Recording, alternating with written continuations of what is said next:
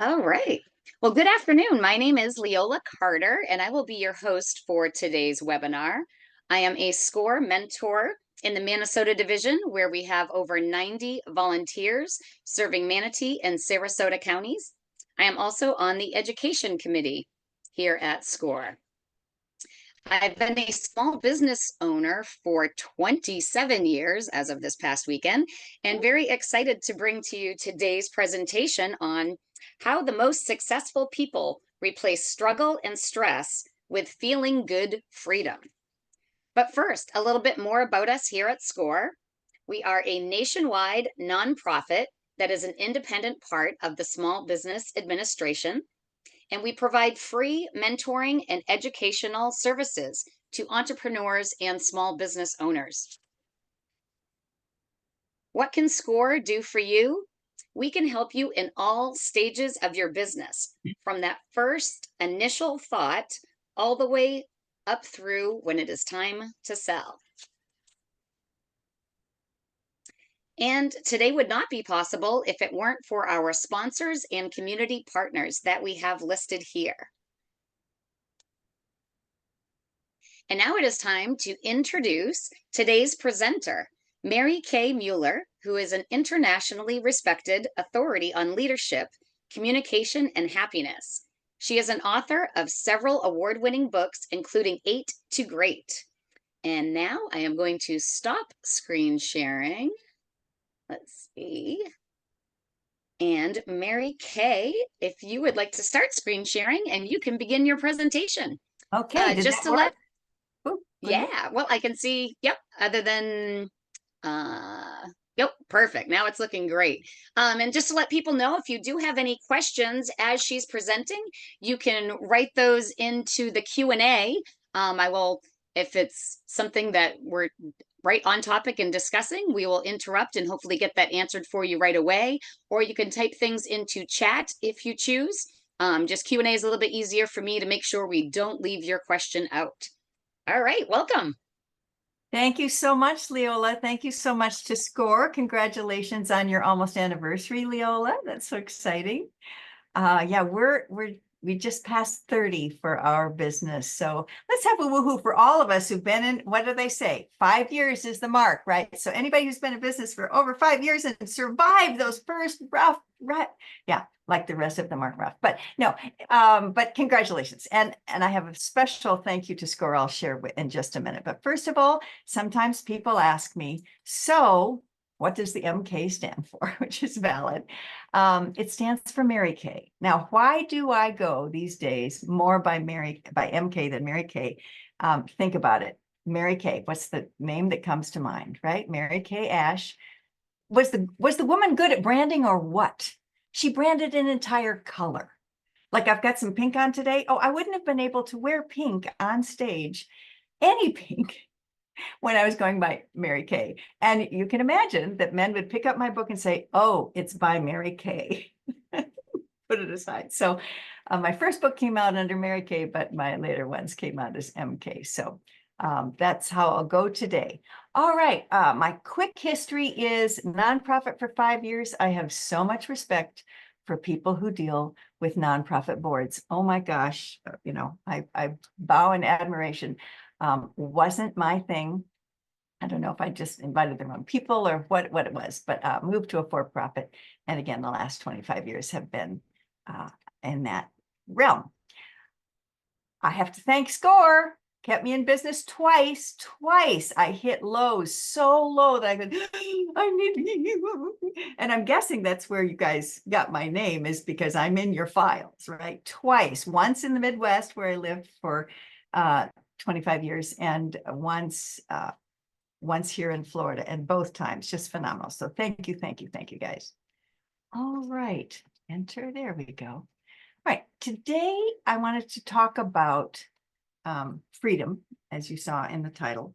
And so I'm going to start with this concept. Our life and our freedom is defined by our beliefs. So I chose the sailboat for a couple of reasons, but isn't sailboat just kind of indicative of freedom, right? I want to get out in the open seas and enjoy, and you hear that Christopher Cross song playing in the background. But there's something required if you're really going to enjoy sailing, and that's a belief. For 200,000 years, people believed the earth was flat. And so you'd only go sailing so far because you certainly didn't want to fall off the edge. Okay? Our belief that the world is round frees us to travel the globe. And that's what we're going to talk about. Lots of things we're going to cover today, but one of them is how our beliefs can limit our freedom or make us free to be more successful. So we're going to cover topics today, such as the millionaire mentality, CVA, Einstein and the power of I, how to make every decision be the right one every time. Oh, don't want to miss that. How to stop giving your power away. The 5-word phrase that changes everything, absolutely changed my life. How to connect with your employees and customers on a heart level. And if we have time, this is a little extra bonus, how to end defensiveness in arguments. I've been told hundreds of times, save my marriage. But it's just a good skill to have. It also works, of course, beautifully in the workplace. All right, so let's continue on with no one ever jumped out of bed for a goal. That sound valid? What's a goal? Oh, I want to, get this paid off. I want to, get this all organized. I want to, whatever. Those are goals. And we just don't jump out of bed. We roll out of bed for a goal, but we only jump out of bed for a dream. Anybody see the Olympics? Oh, I'm hearing a lot of people. You never heard any athlete say the word goal, not once. They all talked about their dream. Great success is always attached to a dream. So the SMART that we're all so familiar with, the one I'm going to focus on here is attainable, right? Attainable is only as big as our belief system. Yes? Well, I believe this, I believe this, I believe this. A dream, on the other hand, is big. I made up this acronym, bold, innovative, grand. You don't know how you're going to do it. So you have to believe. And the believing in that end outcome, right, that the athletes talk about all the time. I believed I can do it. I saw myself doing it before I got here. So I'm going to have a couple contests throughout. We'll see if we can give something away here. I have a question of who is responsible for these quotes? Imagination is more important than knowledge is the first one. And the second one is logic will get you from A to B. Imagination will take you everywhere. So who said the first one? Who said the second one? If anybody gets it right, I'm going to give you 10 whole seconds to type in your answers in our chat box. Again, who said the first quote? Imagination. Oh, I see a few coming in through the chat already. Okay. Imagination is more important than knowledge. And who said the second quote? Logic will get you from A to B. Imagination will take you everywhere. Okay, so we got 5 more seconds left. 5, 4, 3, 2. Okay, Leola, you're going to be the one to decide here. I'm not seeing it for some reason. I'm not pulling up the chat. So, did anyone guess Einstein? Yes, our very first person was James Gokey, said Einstein, almost instantaneous. And who said the second one?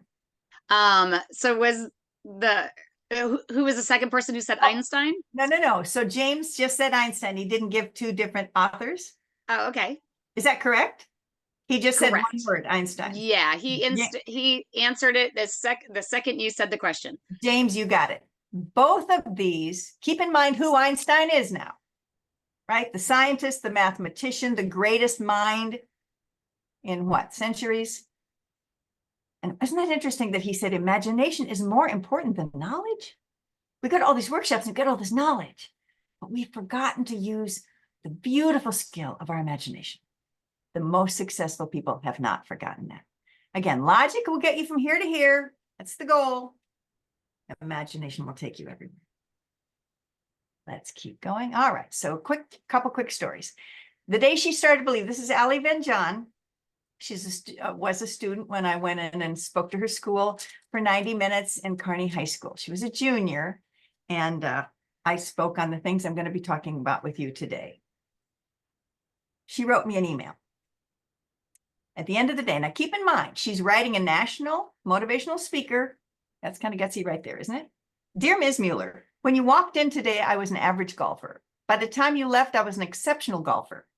You'll be hearing from me and will soon replace Michael Phelps's examples with my own when you tell the story of someone who believed and succeeded.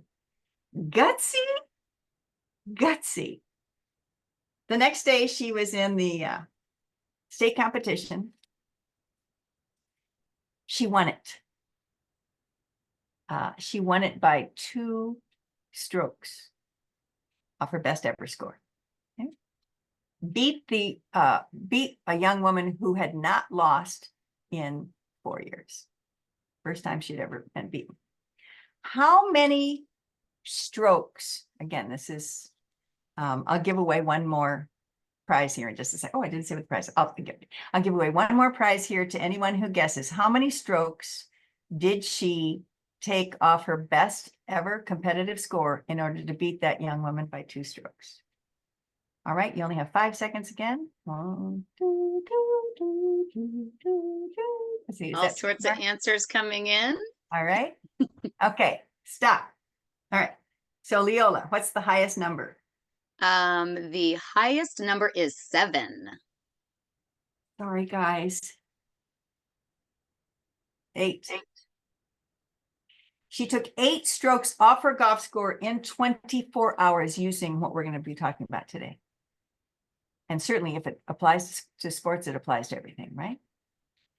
My little personal story of using this was that one day I had just finished my first book and I'd put all my money into it. I didn't have an agent at the time, and it was much more expensive to publish a book 25 years ago.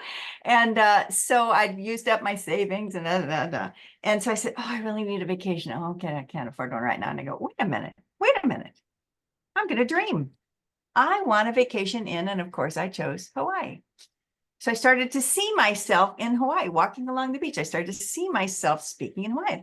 So I put up a poster of Hawaii in my office, and my assistant said, what's that about? And I said, oh, I'm going to be speaking in Hawaii. And she goes, have you ever spoken outside of Nebraska? I said, well, no, but she goes, don't you want to, make it a little closer to home? And I said, no, I want Hawaii. 2 weeks later, I walked up to a gentleman. I told him that that's a longer story. Moral of the story. I had a speaking engagement in Hawaii 2 weeks later. But the best part of the story is, while I was in Hawaii, I went to a pool one day that was the most beautiful of all 3 pools around that particular hotel. And a young woman laid next to me that was the most beautiful woman I'd ever seen. And she turned to me and she said, are you here by yourself? And I said, yes. And she said, so am I. I saved her life. She was going to commit suicide that evening. So I really believe that our dreams want us, that Hawaii was calling to me just as much as I was wanting to go to Hawaii. So again, listening to your biggest dreams. Finally, what did Michael Phelps, there's no more prizes, guys. Michael Phelps say, I just want to say how grateful I am for my, now it could be a lot of things, right? Right? This is the guy who won 8 gold medals in 1 Olympics after all the scientists said, oh, no, your body doesn't make enough energy, Michael. You can't eat enough food to make enough energy to compete twice in an Olympic event. No, Michael, it's impossible. Don't tell people you're going to do this. It's impossible. There's the facts. There's the logic. He could have said, I'm so grateful for my mom, for my team, for my coach, for my strangely shaped body. He said, I'm so grateful for my imagination. Now, keep in mind, all these Olympic athletes have to prepare a 30-second what they're going to say when Bob Costas sticks the microphone in their face, because that's all anybody gets is 30 seconds. He had practiced what he was going to say, I'm guessing, for about 100,000 laps. And what he chose to say in those 30 seconds was, I want to say how grateful I am for my imagination. So what does that mean for us? Let's have some fun. Question. Go ahead and write these in, even though we're done with, prizes. Sorry. If you'd like one to our winner, my book and one coaching session optional, if you want to take it. Okay. So let's go back. How hard is it to put a straw through a raw potato? Go ahead and write in. And Leola, if you want to read those to us. I have a straw. Well, my answer was going to be very hard. Very hard is a good guess. Any other guesses on there? I almost think I've tried this one time. I can't remember. Any other guesses? All right. We do have an answer other than mine. Okay. Somebody said it's not that hard. Put your thumb over it. And then somebody Okay. else said it's Okay. easy. Okay. Good. Okay. So easy. I'm not going to put my thumb over it. And so I'm just so you know, it's a good guess. Impossible is a good guess. Hard is a good guess. Easy is a good guess. There's only one correct answer. Is as hard as you believe it is. Okay. When I believe I can do it, it's going to go through every time. So I have so much fun in my talks, inviting people up who are just scared spitless. They're saying, and what we have to do is they have to watch me and start to get their belief system that they can put the straw through the potato. It's a lot of fun. Feel free to try it with your kids at home. They will love it too. Oh, but McDonald's, best straws, nice and strong. Okay, let's keep going. CBA formula. So Napoleon Hill, many of you know him from his Think and Grow Rich book, which I strongly recommend. I'm going to list 5 recommended books at the end of the presentation, and his is one of them. Napoleon Hill lived at in the 20th century, and hung out with a lot of important people. But let's look at what he said first of all. Whatever the mind of man or woman can conceive and believe, it can achieve. I call that the CBA formula. I love to ask audiences, do you know your ABCs? Okay, I'm going to teach you your CBAs. Conceive it, believe it, which happens in your heart, and achieve it. All right, so who did he hang out with? You might recognize some of those names. That even though this was 100 years ago, we're still using all those products, aren't we? Except President Taft, of course. We're still using Firestone and Wrigley and Schwab and Edison and Ford. It's an amazing list, right? So I think he knew what he was talking about. So let's again, this is only one section of the talk, but let's finish up this section of the talk by encouraging you. Does your team have a big dream? I'm going to share with you one of my dreams for my team, just to show you how big a dream can be. But again, if it's going to be a dream, it's got to be so big you don't even know how. At one point, I wanted to take my readers on a cruise. Well, I thought, well, how do you choose a cruise line? How do you choose cruise dates? How do you choose a destination? How do you set a price? Anyway, I didn't know how, but I did it. We had a great cruise.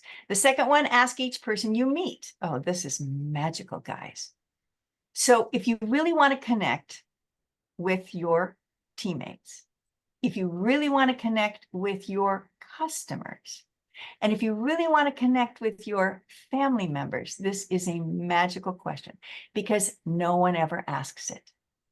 What's one of your goals? What's one of your goals? And as soon as you ask that high school student, what's one of your dreams? They will stand up straight and their eyes will get big. We have a young man who was flunking basically everything for 3 years. And I was working, teaching the class to a dropout prevention course at that particular high school. And I asked him one question, what is one of your dreams? And Nathan told me, and I said, oh, wow, I want to hear more about this. You'll be great at that. And we started to imagine him already doing it. I got an email 5 weeks later from his English teacher saying, I don't know what you did to him. He's doing his homework.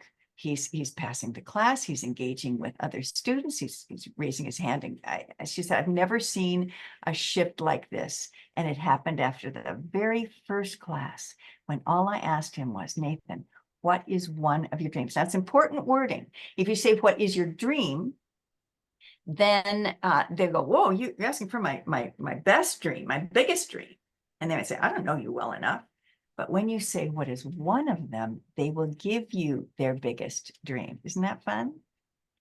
So Leola, I'm not going to put you on this spot now, but after this call, I want to hear, okay? I'm going to ask you what one of your dreams is. And let me tell one more story, the story of the cabbie. So I got into a cab at midnight. I never ask anybody to pick me up at midnight. And we had about a 25-minute drive to where I lived.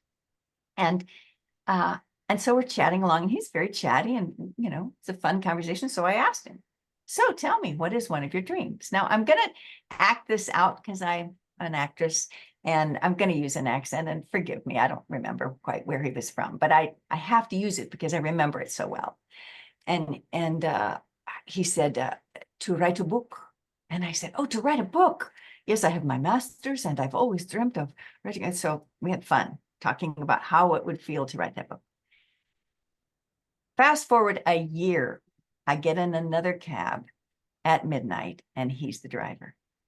I didn't recognize him, but he recognized me and he said, oh, you are the author. And I said, yes, I'm an author. Do we know each other? And he said, you asked me what one of my dreams was, and I told you it was to write a book, and I have not written one word. I'm so ashamed. I said, well, I can't ride in a cab full of shame. I'm sorry. So here's what I'll do. I'll teach you the second step. How about that? Because I only taught you the first step. And he said, what? And I said, all you have to ask me is, oh, no, he said that his computer had broken and he hadn't gotten it fixed. And that's why he hadn't written. And I said, all you have to do is take a risk and ask me if I know of anyone who has an extra computer that you could have. I could not do that. And I said, then I have to get out. It's up to you.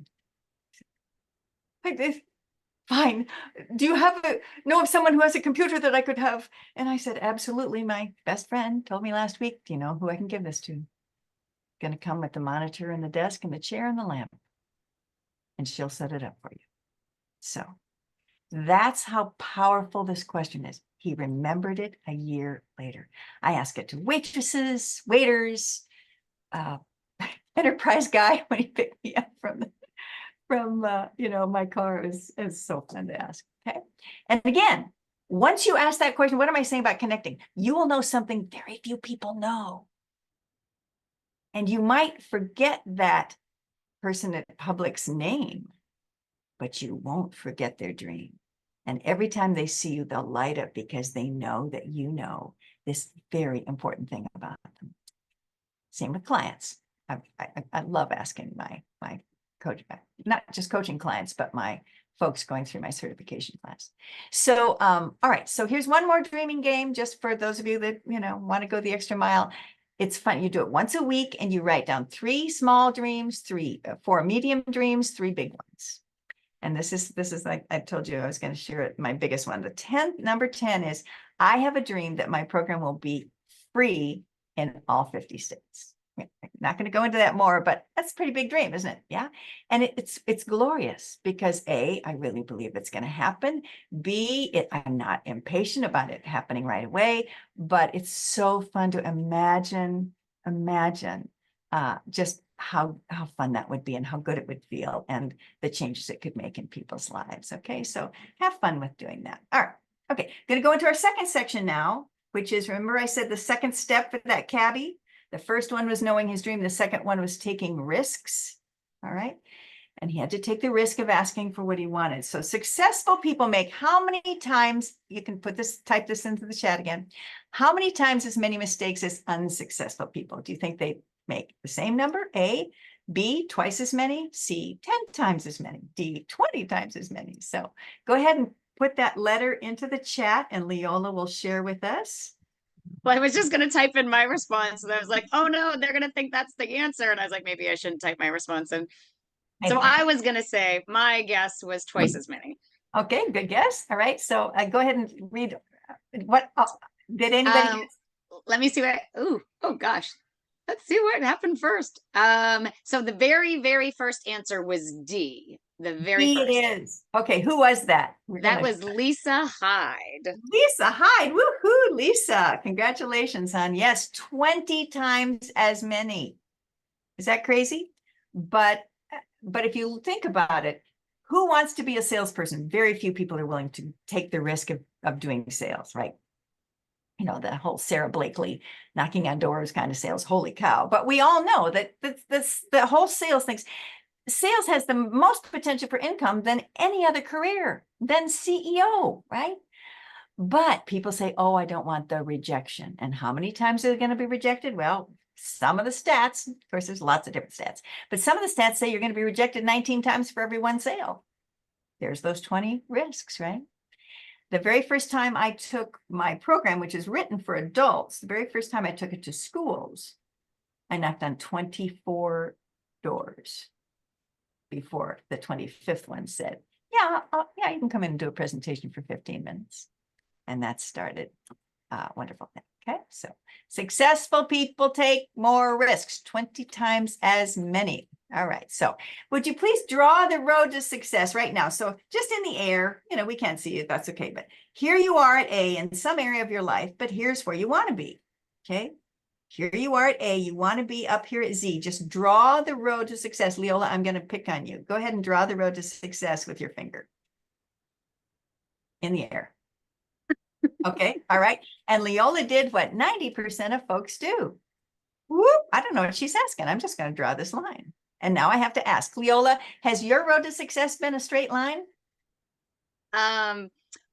Well, there was supposed to be a little tiny corner in that because my Oh, you didn't where I remember? actually work is kind of right down the street from where I'm sitting right now, so I was pointing there. Oh, I love it. I love it. I love it. I love it. Okay, well, here's actually the road to success for anybody who's been in business as long as you and I, right?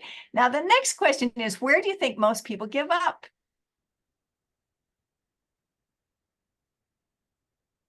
I'm going to see if I can point here. There we go, right there. The very first dip. So congratulations to all of us who have survived the first dip, or you wouldn't be on this call.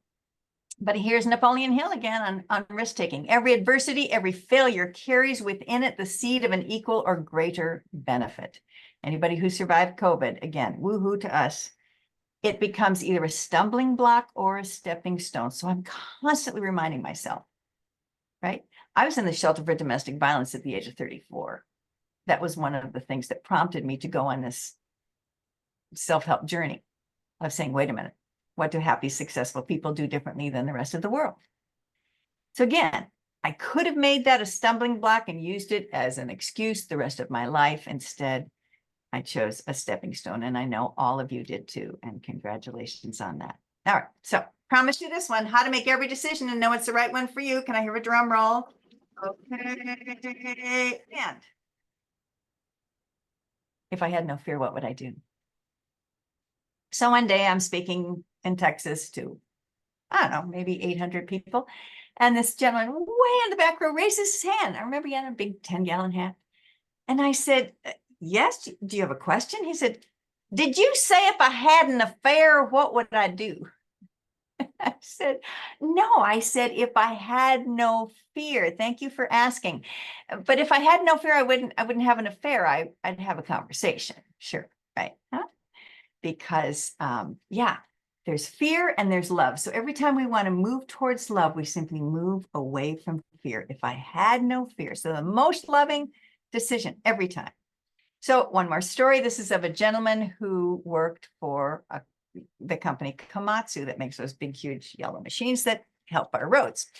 So his name's Chris, and he's way okay with me telling the story, and I just love this story. So he took the class and remembered the formula. If I had no fear, what would I do? And he called me one day and he said, hey, you'll be proud of me. I took a risk. And I said, oh, and he said, yeah, I wrote out my resignation letter. I'm going to turn it in tomorrow. And I said, oh, you're resigning. And he said, yeah. And I said, so you've given your employer a month's notice and told him exactly what you want before you leave. Yes. He said, okay. Komatsu is not touchy-feely. And I said, excuse me, what is touchy-feely about asking for what you want? What have you got to lose, Chris? He said, oh, fine. So he rewrote the letter and asked for 3 amazing things. He was making $12 an hour. He wanted 17. He was working 60 hours a week. He wanted to only work 40. I have a girlfriend now. I don't want to work that many. And the third one was he needed a new truck because he had so much equipment on his old truck that it really wasn't even safe. So he goes in the next day at the end of work and he turns in this letter and he said, hi, I'm going to quit if I don't get those 3 things. And the gentleman said, oh, please, Chris, have a seat, have a seat. Yeah, you're our best mechanic. Yeah, let's talk. What are the 3 things? And he told him, and he said, well, starting tomorrow, 40 hours, I don't want to see you at 5:01. Do you understand? Yeah. And $17 an hour, it's yours. Got it. What was the third one again? Oh yeah, the truck. And that's $100,000 with all the equipment. Yeah, I'm going to have to go through corporate, and that's going to take a while. Chris, can you give me 90 days? And Chris got his truck. That could be a great end to the story, except that a month later, there was a competition for Komatsu repair people. Chris won the state competition, which qualified him for nationals. What happened? You know, Chris won nationals. So we went on to internationals. He's in Japan, as you can well imagine, the headquarters. And there's in the finals. There's a curtain down the middle of the auditorium, 2 of the exact same machine with the exact same problem. And the first repairman that fixes it wins the international competition, $10,000, all that other stuff. And Chris won. What I'm most excited about that whole story is that today, oh, good, 19 years later, Chris is still fixing Komatsu machines because he loves it. And he's very good at it. Of course, it was a win-win for Chris and Komatsu. So again, every decision for the rest of your life, team, if I had no fear, what would I do? You might want to write that one down. Sometimes people go, what was that? What was that again? And also just a reminder to run to, not from. Chris was running from the job, right? So when you ask first for what you want, then you're running to. Then you're running to a job that will give you what you want. But first of all, of course, there's asking. All right. Next question. What was the question that Sarah Blakely's dad asked her every night at dinner? So first of all, let's review. Sarah Blakely is who? She was the first what? Any guesses, Leola? I'm picking on you today. Or anybody can write it in. What was Sarah Blakely? My only guess was because of the background. So I was like, Oh, well, no, she must have, did yeah, she invent Spanx? But did she she do did. something She did. before that? Yeah, Oh, but there's, she has a place in history as far as businesses. okay. So do you want me to read a couple of the answers that we Sure, have? please. Okay. So the first one we has the winner of Shark Tank. I forget. She might have been. Yeah, that's not And the one I'm thinking of, but she wouldn't have been the first. This is someone thinks she's the first of. the first woman billionaire. Yes. Okay, I'm and we need to impressed. add the word self-made, Ooh, right? ooh, very The good. first female self-made billionaire. Is that amazing? And when you see her story, her life story is amazing. But here's the deal. What did her dad ask her every night at dinner? So, Sarah, what did you fail at today? And if she could not answer, he would say, I want 2 tomorrow. Remember John Maxwell's wonderful book, Failing Forward? Yeah. So successful people don't get stressed out about failure. They see it as feedback, the whole famous story that's true about Edison when they came and said, sir, it's, 300 attempts at this thing called the light bulb. How's it feel to have failed 300 times? He said, I've learned 300 ways not to do it. Get out of my office. So here we go. Sometimes all you need is 20 seconds of insane courage. This is a great movie. We bought a zoo. Just 20 seconds of embarrassing bravery, and I promise you something great will come of it. This has changed so many lives. I could tell you, business story after business story, but sorry, it's too fun to talk about my son. My son wanted to go to a certain university, but he was 5 points below on his ACT.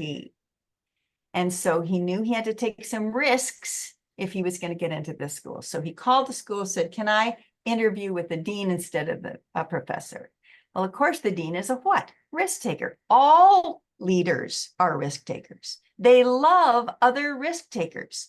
So he said, yeah, I'll meet with this young man. And when he did, it was an amazing interview. I got to sit in on it as well. Parents got to go.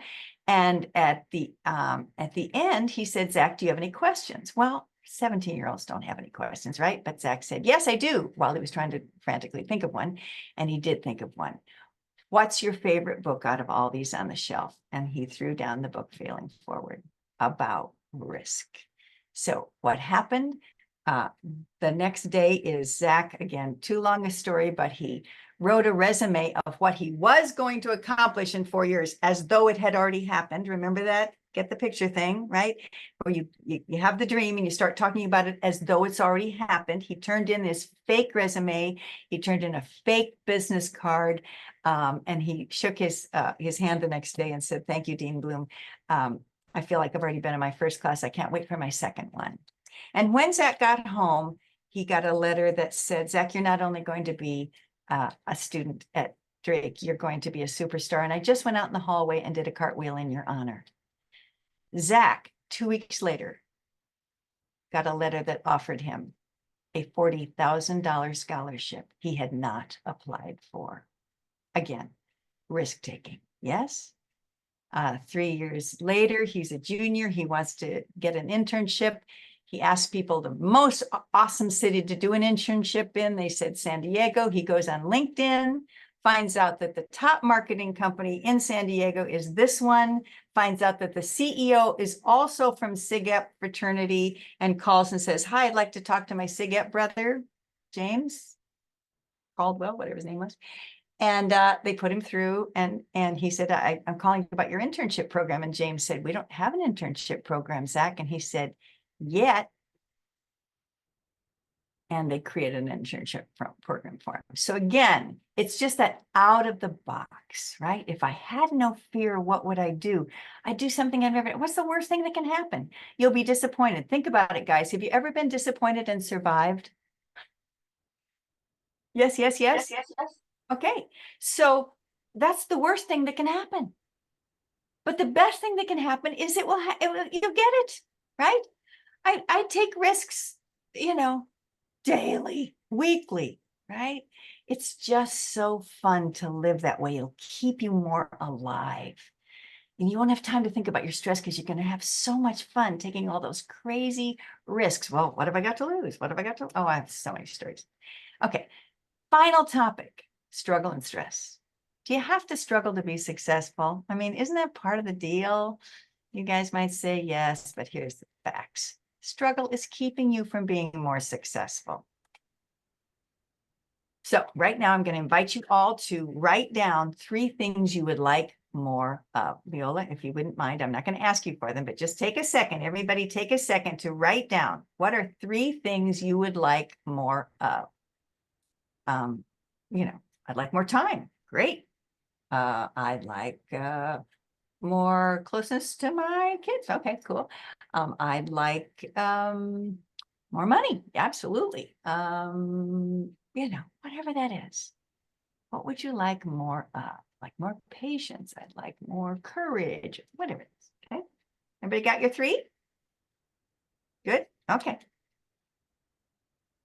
I'm going to talk about a concept called the power pyramid. I have a little one here myself, given to me by a gentleman I met at a homeless shelter once after I taught him these concepts. So here we go. The power pyramid. We wake up every day with all of our power. We're like computers that reboot. If you had a decent night's sleep, you wake up full of vitality and energy and enthusiasm. And yeah, you wake up at 100%. But then you do this thing. I do it too. We all do it. We do this thing. And we do the worst thing with our power we could possibly do. We give it away. And if we keep giving it away to this activity, we'll end up at 5%, which is, of course, powerless. Worst feeling in the planet, yes or no? Yes. Worst feeling is powerless. There's nothing I can do. I'm a victim. I'm stuck. This isn't working. Nothing's working. Okay. Thank you. Catch those thoughts. They're all lies. Okay, so here we go. I'm going to teach you not how to get back up to 100. That's kind of perfectionism. I don't buy into that. But I'd love to teach you how to be at 95% power. That'd be okay, wouldn't it? Sure. All right. Here's the answer. I call it my high 5 phrase. Choose thoughts that feel good. What? That's it. You've got a choice. Did anybody walk into the room you're sitting in now with something you could worry about? Sure. Complain about? Sure. And did anyone walk into the room you're in now with something you could be grateful for? Sure. Okay. So what does that prove? We have a choice. We have a choice of what we focus on. We don't have a choice of which thoughts knock on our door, but we do have a choice of which ones we invite in for lunch, right? Somebody almost hits me as they're, passing me, and so I get all nervous. Now I could say, oh, those darn snowbirds. Sorry, we love to complain about snowbirds sometimes, but we're also grateful for them, aren't we?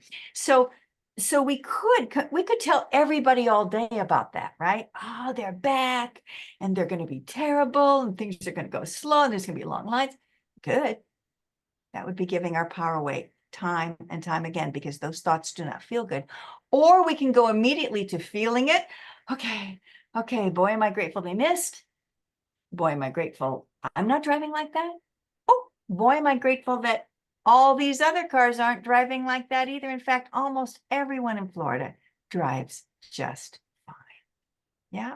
So we always have a choice of what we focus on. And I'm going to tell you in a minute how I helped a gentleman who was quite depressed to use this skill, and it immediately had an effect on him. So a bobber is where we naturally are. That's why meditation works. What is meditation? Meditation is no thought. Well, here's the good news. If you're not having any thoughts, you're not having thoughts that don't feel good. So you go back to where you started your day. Think about dolphins. They're naturally happy, or puppies, or toddlers. That's our natural state, guys. And we can choose to get back to that natural state quickly. Let me just talk about worry for a second. Oh, MK, I worry all the time. What do you mean I'm not supposed to worry? Well, if I told you not to worry, then you'd worry about worrying. So I'm not going to tell you not to worry. I'm simply going to say, when you catch yourself worrying, stop. Be grateful you caught it, because that's the hardest part. Noticing that you're worrying. Okay. And immediately, what did you just do? You went from worrying, which is down here in the 5ing, up to gratitude, which is up here in the 95. Gratitude is one of the highest highs. Love, enthusiasm, gratitude, joy. Those are the 4 highest highs. Gratitude, absolutely a game changer. Okay. Now, what happens? Let's go back for a second. What happens when you choose thoughts that feel good? You feel good. That's not too tough, is it? When we choose thoughts that feel good, we feel good. And when you feel good, you have more what? Oh, it's time for some more typing on that chat. So, Leola, I'm going to keep you busy here because there are 250 correct answers to this phrase. We already have energy as one I love answer. it. That's one. 240. Energy, clarity, Awesome. great experiences, Keep going. When we feel good, we have more what? peace, Yep. time, openness, focus, Great. Keep going. better friendships, joy. Yep. Did I say gratitude, success, imagination, There you go. Great list, guys. love? Absolutely. So now go back and see if those 3 things you wrote down that you said you wanted more of. Remember I said, what are the 3 things you want? See if those would fit. When you feel good, you would have more of it. And guess what? If you and I wrote down all 250, everything we've ever wanted in our lives for ourselves or other people would be on the list. Everything, including the focus of this seminar, success. And notice, we did not get there through struggle, right? Struggle is going to pull you back down the power pyramid. Now, I'm not saying don't be, resilient, right? And sometimes it takes a long time. You have to continue to do the same thing. But if you're thinking of it as struggle, you'll never get there. It literally, struggle will keep you from getting to where you want to go. It's the mindset, folks. People want to work with business folks who are in a good place. They can feel the energy when they walk into your shop. You know that, or your restaurant, or whatever it is. So again, so can your employees. I've always been able to hire employees that were way above pay grade. In other words, I always pay about minimum wage, of course, right? I pay a good salary, but these people would leave jobs up here where they were being paid twice as much and say, oh, I want to come where I'm appreciated, right? I want to come where it feels good to be here. That's so important for us to understand, right? Is when we feel good, we have more of everything. So one of the ways I sum it up is when we feel good, good things happen, right? Here's another question. How long does it take to work this whole process I'm talking about? Ready? Your next thought. If it feels good, share it, savor it. If it doesn't feel good, replace it. And again, you always have something to be grateful for. I sing weddings and funerals, and I much prefer funerals, less stress.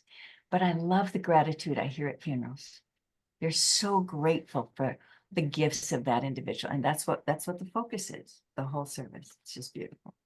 So I've got 30 seconds of homework for every day for the rest of your life. What? I'll say that again. I have 30 seconds of homework for you for every day for the rest of your life, but only do it on the days you want to feel good. Don't do it the other days. Okay, we're clear? Good. All right. And that is 3 gratitudes a day, no repeats. Now we're going to watch a video here in just a second by Sean Aker, a Harvard researcher. And he says, write them down in a book. And I say, they'll only last 3 months. Find someone to share them with, even if they don't share them back. It could be your spouse. It could be your friend. It could be, coworkers that you're emailing back and forth. I have an email group that's been together for 11 years, and we don't even take weekends off because it's so fun, right? 3 a day. You can text them. You can email them. Post-it note on the bathroom mirror. 3 a day, no repeats. That means if you're grateful for the sunshine tomorrow, you're done with sunshine for life. Come on, there's new things. Okay, good. All right, it's time for the Sean Aker talk. I hope I don't, what's it called? Optimize this for sound. Tell me if you can hear this. Oh, I'm just hoping. Okay, I did have it pulled up to the right place, but okay, it's going to have me do the ad. Okay, 6543. Sorry about that. Click that a different one, but this will work too.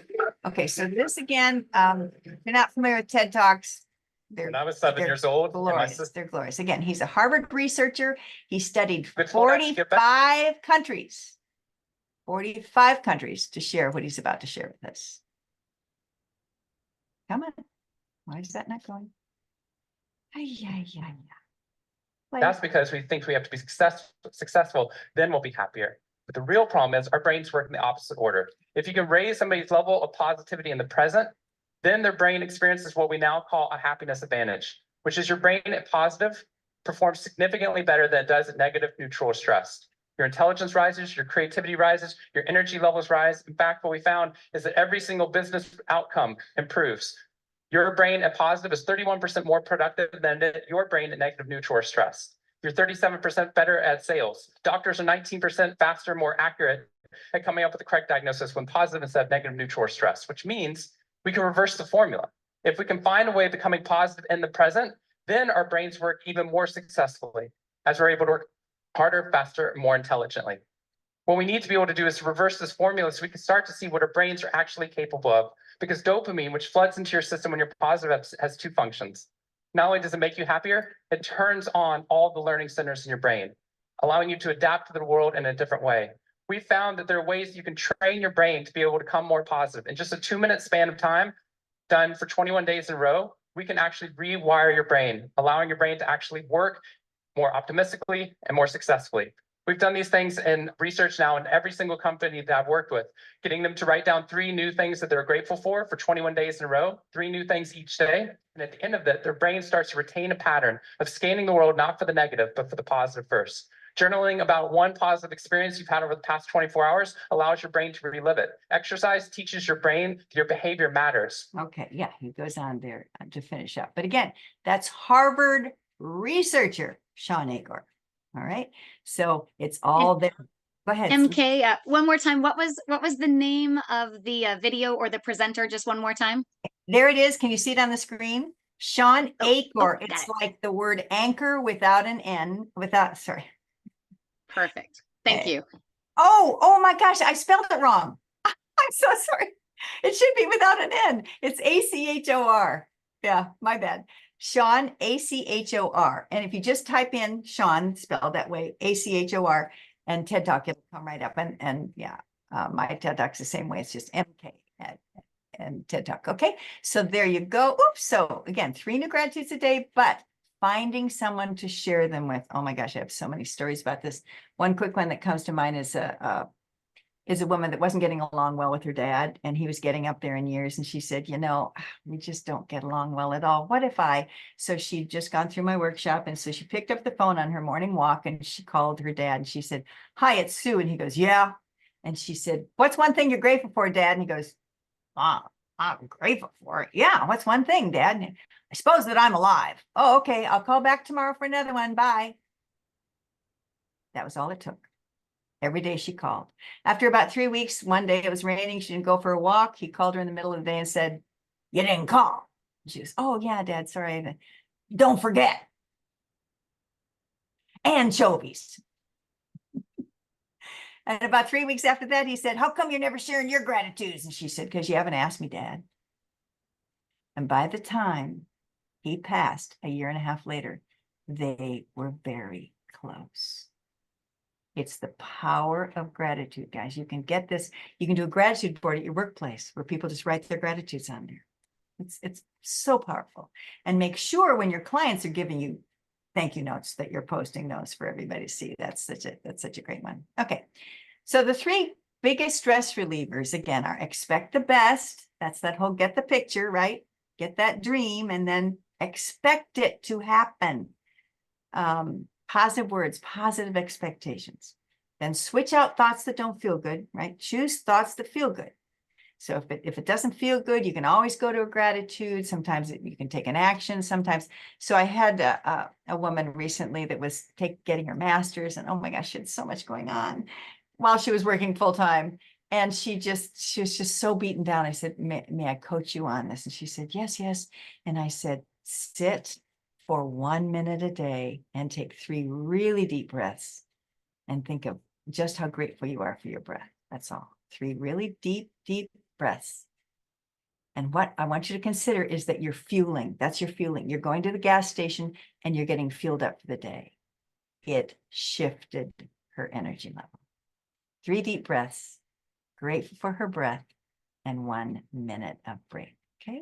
And then again, treating unwelcome feelings like a beach ball. It's not about, sometimes people think positive attitude is, oh, I'm not supposed to feel my anger and sadness. Oh my gosh. Nope. I have an entire chapter in my book on feel all your feelings. And when you're angry, we call it anger G. It's energy for change. Feel it, right? I'm really frustrated right now. And you can, again, I wouldn't tell the world that necessarily, but you could journal about it. You could tell your close friend about it and just get it off your chest and say, I just need to vent. It's just, I'm so frustrated. I didn't get that. I really thought I was going to get that gig or that deal or that grant. So just feel it. Yes. Or again, if there's sadness and you need to cry, I call that holy water. All right. Here are those 5 books: Think and Grow Rich by Napoleon Hill. The Magic of Thinking Big by David Schwartz. There's Sean Achor. There it's spelled right. Sean Achor's Happiness Advantage is one of his books. Fail Forward, John Maxwell, and mine is 8 to Great, The Powerful Process for Positive Change. Okay. I think we've got time for the, any questions? Go ahead and write those in. Otherwise, I think we've got time to learn this. Yes? Yeah, we've answered all the things that I did have in Q&A. So if anybody has anything else, definitely type that right into Q&A. We'll get them answered for you. Or you could type it into chat, and we will do our best that way as well. But I don't have anything pending. We've been doing good as we've been going. Okay, good. It looks like we have a couple minutes left. Yes? Yes, we do. Okay, good. All right, the 3 phrases that trigger defensiveness. So why do we get defensive? Because people in our lives, you'll recognize these phrases, say things like, you always, you never, you are such a, yes? And immediately you know this person is not angry. Anger is completely different from rage. These people are in a rage. Now, obviously, if it's violent, you want to just get yourself to safety, but most ragers are not violent. Most are just like, oh, I can believe, and you always, okay. So the reason we get defensive is because they just said something that wasn't true. You always interrupt me. Not true. So what are you going to do? You're going to come back with another fact. I do not, right? You always forget that I do not. Okay, so you're going to have a fact fight, and we know how long those last, right? I'm going to show you something completely different. So I'm going to use the example of my son. He was in 7th grade. I was a little late picking him up from middle school. It happened. And he gets in the car, slams the door and says, Mom, you're always late. Now, could I have said, let's see, I was on time yesterday, the day before, the day before, the day before, the day before, the day before, and the day before. I sure could have. But instead, I used a skill called Laddie. Sweetheart, let me see if I'm hearing you. Let me see if I got that. Acknowledge what he said. So you're saying I'm always late? Did I get that? Well, not all the time, Mom, but way too much. Here's the key. Is there more? Yeah, Mom. Mr. Schwartz has a new baby and he can't go home till the last kid's picked up, and I've been the last kid 3 times this year, Mom. I don't want to be the last kid anymore. Notice, he's not raging anymore. He's crying. And who else is crying? Mom. I said, sweetheart, I had no idea. I promise you, I will never be late again. And I wasn't, all the way till he got his own license, because that stuck with me. So the next time somebody says to you, you never, laddie them. Let me see if I'm hearing you. So you're saying I this, and don't get attitude. Don't cross your arms. So you're saying I'm this, question mark? Did I get that? And then the special phrase, is there more? And they will tell you the sad part, because mad and sad are always felt together. It's also a fun way to accept a compliment. Honey, good meal tonight. Oh, let me see if I got that. You like the meal tonight? Did I get that? Yes. Is there more? It's kind of a fun way to do that. All right. Okay. Yeah, we don't have time to do that today. But anyway, thank you, everyone. I've enjoyed this. If you found something helpful, if you want to write that into the chat box, I'd love Leola and I to be able to see that at the end. Was there one thing especially that was helpful for you, or do you have a question for me? Certainly, if you have a question and give us your email, I will email you the answer to whatever degree I can. And I will, well, we will need the mailing address if the winner wants the copy of the book and the coaching session. Leola, we good? Yeah, I was just gonna, I was gonna pop through my few ending slides, and I brought up the whole presentation. So give me just a second. I will see if I can't get that something a little bit. Oh gosh, I probably went right back to the front again.